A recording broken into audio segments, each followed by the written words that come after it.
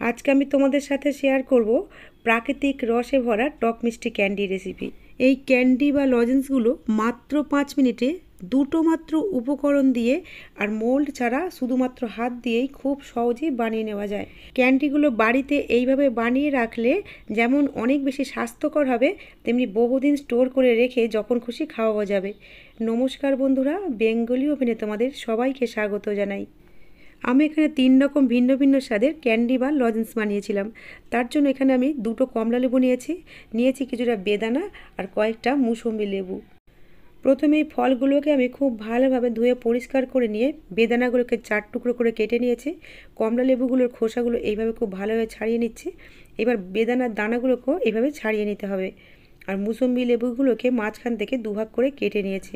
এখন এই ফলগুলো থেকে এর জুসগুলোকে বের করে নিতে হবে।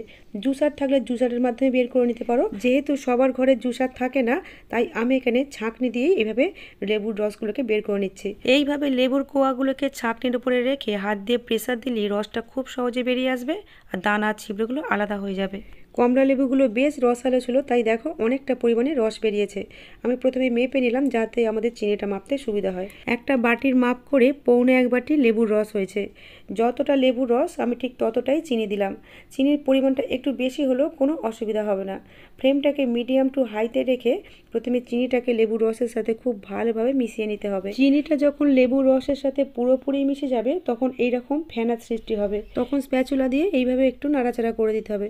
সবসময় নাড়াচাড়া করতে হবে না, মাঝে মাঝে নাড়াচাড়া করলেই হবে। রসটাকে ততক্ষণই ফোটাতে হবে যতক্ষণ না রসটার মধ্যে একটু চিটচিটে ভাব আসে। ফ্লেমটাকে কমিয়ে লো টু মিডিয়াম করে দিয়ে আমরা রসটাকে একটু ঘন হতে দিলাম। ততক্ষণ আমরা মুসম্বি লেবুগুলো থেকে জুসটা বের করে নেব। এই রকম একটা জুসার দিয়ে জুসটা বের করে নিচ্ছি। এইরকম জুসারও যদি হাতের কাছে না থাকে তাহলে আমরা যেভাবে কমলা লেবুর জুস ছাঁকনি দিয়ে বের করেছি ঠিক একইভাবে এই মুসম্বি লেবুর জুসগুলো বের করে নিতে হবে। এদিকে আমরা যে জুসটা ফুটতে দিয়েছিলাম, ফুটতে ফুটতে জুসটা অনেকটাই ঘন হয়ে গেছে। একটা বাটির মধ্যে কিছুটা নর্মাল জল নিয়ে চেক করে দেখতে হবে যে লজেন্স বানাবার জন্য জুসটা রেডি হয়েছে। তার জন্য কিছুটা জুস নিয়ে নর্মাল জলের মধ্যে দিয়ে দিলাম। জুসটা কিন্তু এখনও অনেকটাই পাতলা, আরও কিছুটা ঘন করে নিতে হবে। এই সময় ঘন হতে কিন্তু একদমই সময় বেশি লাগে না, তাই প্রতি 1 মিনিট ছাড়া ছাড়াই কিন্তু জুসটাকে এইভাবে নর্মাল জলের মধ্যে দিয়ে দিয়ে চেক করতে হবে। এখনও দেখো বন্ধুরা অনেকটাই নরম আছে।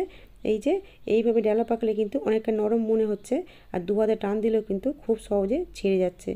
দেখেই বোঝা যাচ্ছে এখনও বেশ নরম। আরও 1 থেকে 2 মিনিট এটাকে ফুটিয়ে নিতে হবে। ততক্ষণ আমরা যেগুলোতে লজেন্স আমরা সেট করব সেগুলোকে রেডি করে নিই। তার জন্য এখানে 2টো চকলেট মোল্ড নিয়েছি। মোল্ড যাদের কাছে না থাকবে এরকম স্টিলের প্লেট বা থালা নিয়ে তার মধ্যে একটু তেল ব্রাশ করে নিতে হবে। আর নিয়েছি ফ্রিজে বরফ জমাবার জন্য যে ট্রে থাকে সেই ট্রে। এই ট্রের মধ্যেও ভালোভাবে তেল ব্রাশ করে নিতে হবে। এদিকে যে মুসম্বি লেবুর জুসটা আমরা বের করে রেখেছিলাম সেই জুসটাকে একটা ছাঁকনি দিয়ে ছেঁকে নিলাম। এখন আমরা অরেঞ্জ জুসটাকে আরও একবার চেক করে দেখে নেব। তার জন্য একটা বাটির মধ্যে কিছুটা নর্মাল জল নিয়েছি আর একইভাবে কিছুটা জুস এই নর্মাল জলের মধ্যে দিয়ে দিলাম। এইবারে জুসটাকে হাতের মধ্যে তুলে দেখতে হবে যেটা কতটা শক্ত হয়েছে।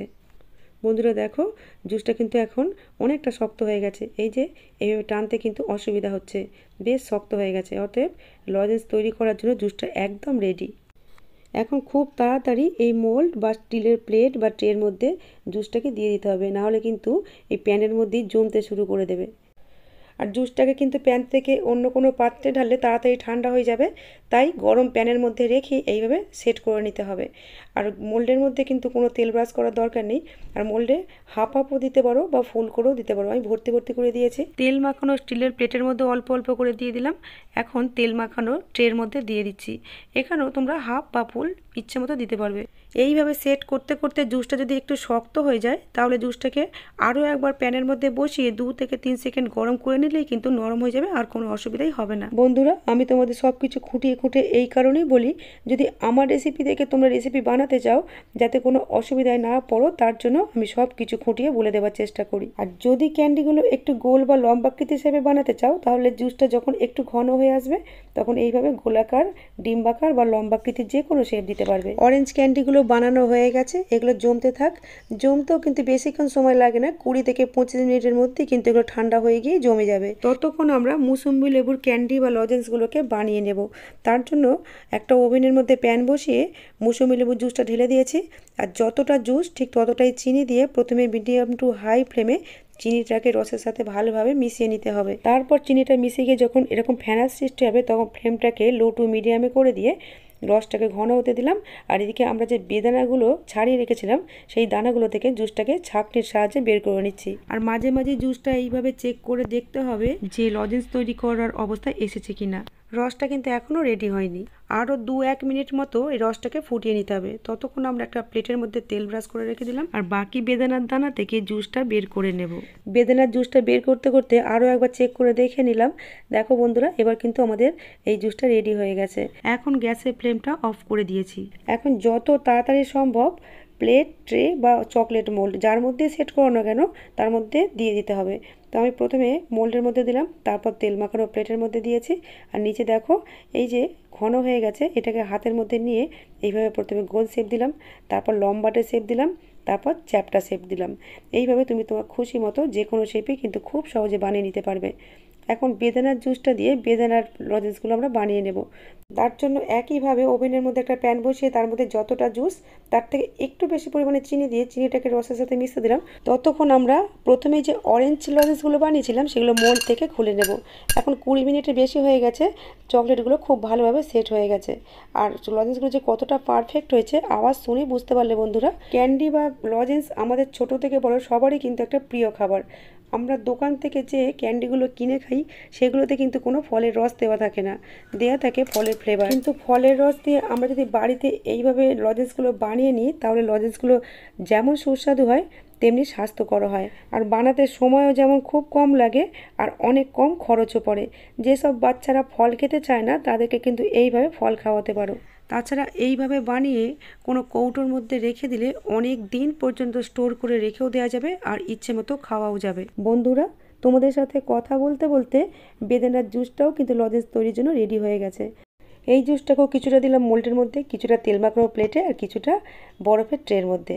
আর নিচে যেটা বসে গিয়েছিল প্যানের নিচে সেটাকে এইভাবে লম্বাটে করে শেপ দিয়ে দিলাম। এদিকে মুসম্বি লেবুর ক্যান্ডিগুলো তৈরি হয়ে গেছে, এগুলোকে মোল্ড থেকে বের করে নিলাম। আর যেগুলো হাতে বানিয়েছিলাম সেগুলো দেখো কত সহজে প্লেট থেকে উঠে আসলো। আর বেদানার ক্যান্ডিগুলো সেট হয়ে যাওয়ার পর একইভাবে তুলে নিতে হবে। আর তেল মাখানোর প্লেট থেকে চামচের হাতল বা ছুরি দিয়ে একটু খোঁচা মারলে কিন্তু খুব সহজে উঠে আসে। এই যে এইভাবে, তার জন্য প্লেটে একটু ভালো করে তেলটা মাখিয়ে নিতে হবে। আর ট্রের মধ্যে যেগুলো বসিয়েছিলাম ট্রেটাকে উল্টো করে একটু আছাড় দিলে কিন্তু খুব সহজে বেরিয়ে আসবে। ট্রের মধ্যে কোনো কোনো জায়গায় তেল লাগানো একটু কম হয়ে গিয়েছিল, তাই সেই সব জায়গায় লজেন্সগুলো কিন্তু আটকে গেছে। তাই ট্রের মধ্যে তেল লাগাবার সময় খুব ভালোভাবে তেলটা লাগিয়ে নেবে।